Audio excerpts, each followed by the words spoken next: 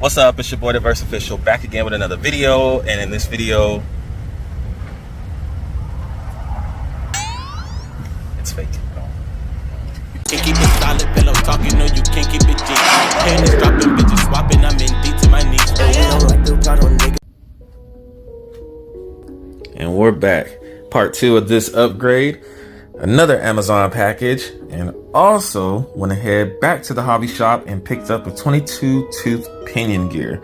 Went with the Robinson Racing, recommended by EARL MOORHEAD off of YouTube. I'll go ahead and leave his link in the description below. You guys go ahead and follow him. A lot of upgrades that he does on his channel, as well as show trial and error, things that happen to his RC cars, bashing them. A lot of repair work that he does, and I know a lot of other YouTubers do it as well, but some of his stuff is real creative, and I like watching him a lot of times because he breaks down things thoroughly.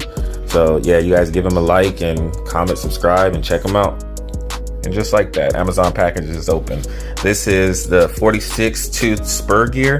The hobby shop didn't have it. I wanted to go ahead and go with the Robinson Racing just so everything can kind of be matched up. I want to try to run those gear ratios just to see how it does and how it responds in the car. I know somebody else did a 22 pinion and a 46 tooth Spur.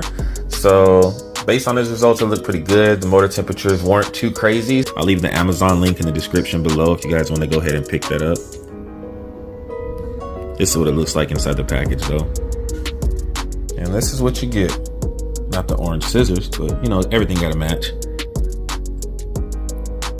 That's the pinion right there. 22 tooth. And the Spur 46 tooth. All right, got the cover off from the Spur and the pinion. Gonna go ahead and take off the pinion gear and then take off the casing that's holding the Spur on. All right, I have the plastic cover removed from there. Quite a bit of grease inside of there. Here's the entire Spur assembly taken out. I'm about to take out the pinion right here. Now that requires a 2mm bit. I have the MIP.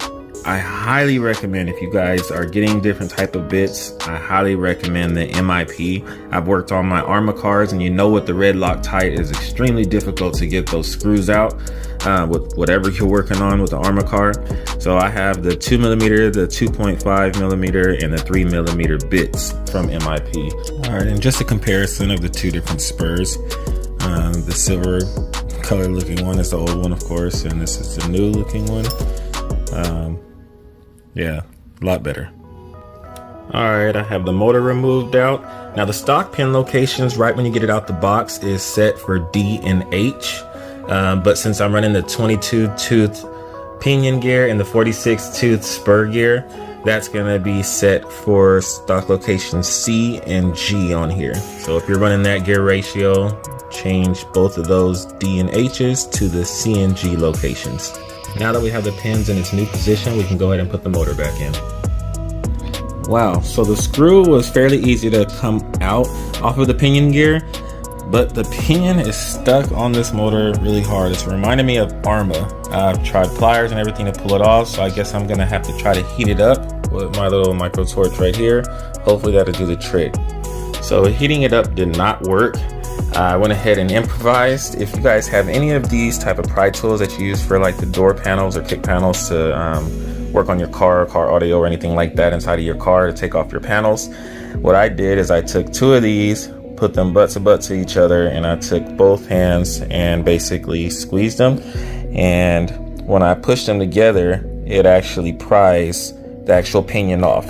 And that helped out a lot. I'm gonna go ahead and get the rest of it off right now, but just wanted to show you guys that little tip in case you guys are having the same struggle as I was. Really handy. Just have two of them against each other and push them together, and it works. And finally got it off. That's what it looks like.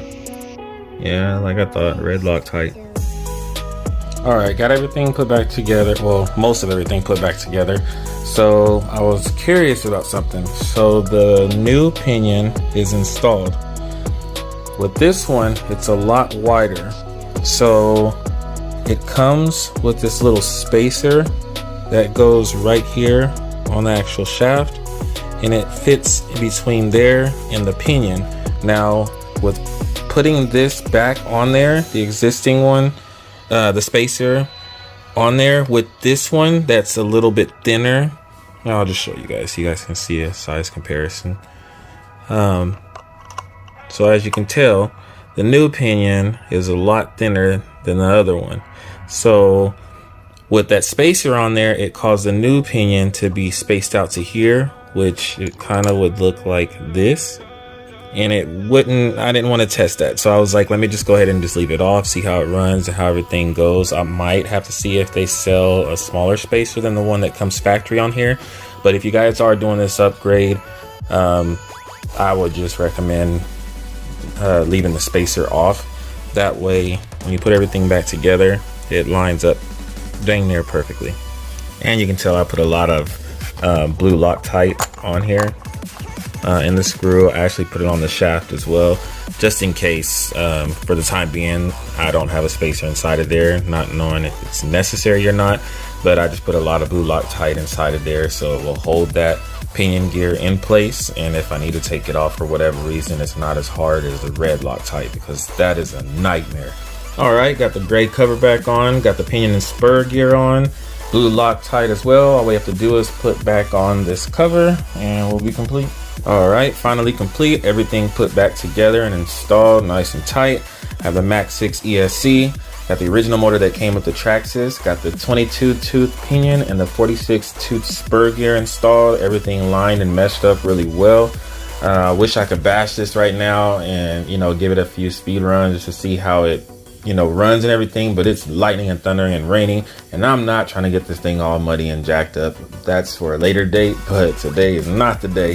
So go ahead and like, comment, subscribe, and stay tuned to the next video. I hope this helps some of you guys that are thinking about doing this upgrade, just to, you know, give you a heads up on a few things that you may run into while doing this like I did. Hopefully by tomorrow this rain clears up and it's a nice sunny day.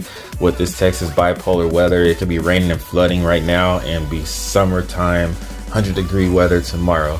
But yeah, stay tuned and I'll see you guys in the next one.